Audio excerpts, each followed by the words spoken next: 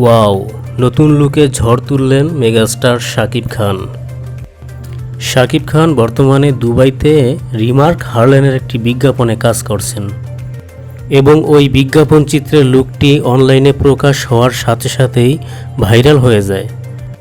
তবে এটাও শোনা যাচ্ছে যে শাকিব খানের আপকামিং সিনেমায় এই লুকেই দেখা যাবে তাকে।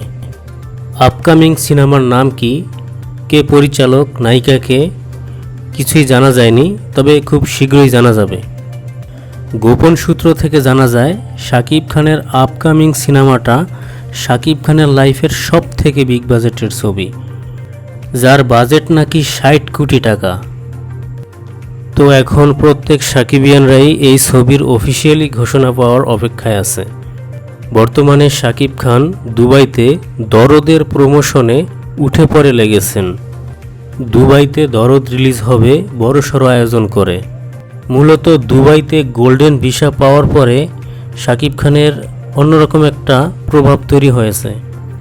দরদ এমন একটি সিনেমা যেটা ভেঙে ফেলতে পারে অতীতের সব রেকর্ড। কুখ্যাত দুলু মিয়া কি এমন করেছে এই দুলু মিয়া, যাকে জীবিত অথবা মৃত ধরে দিতে পারলেই পুরস্কার। এরকম চ্যালেঞ্জিং ক্যারেক্টারে শাকিব খানকে খুব কমই দেখা গেছে। দরদের বাজেট তুফানের থেকেও বেশি। দরদে সোনাল চৌহানকে যে টাকা দিতে হয়েছে বা উনি যে টাকা চার্জ করেছেন, তুফান সিনেমার 2 নায়িকাকে তার অর্ধেকও দেয়া লাগেনি। তো তুফানের সাথে যদি দরদকে কম্পেয়ার করতে বলা হয় তাহলে আমি দরদকে অনেক উপরে রাখবো। এবং আমি কেন দরদকে অনেক উপরে রাখবো সেটা দরদ সিনেমা দেখলেই তোমরা বুঝতে পারবে। তো বন্ধুরা, আসতে চলেছে দরদ, ধুম ধারাক্কা কিছু একটা নিয়ে আসতে চলেছে।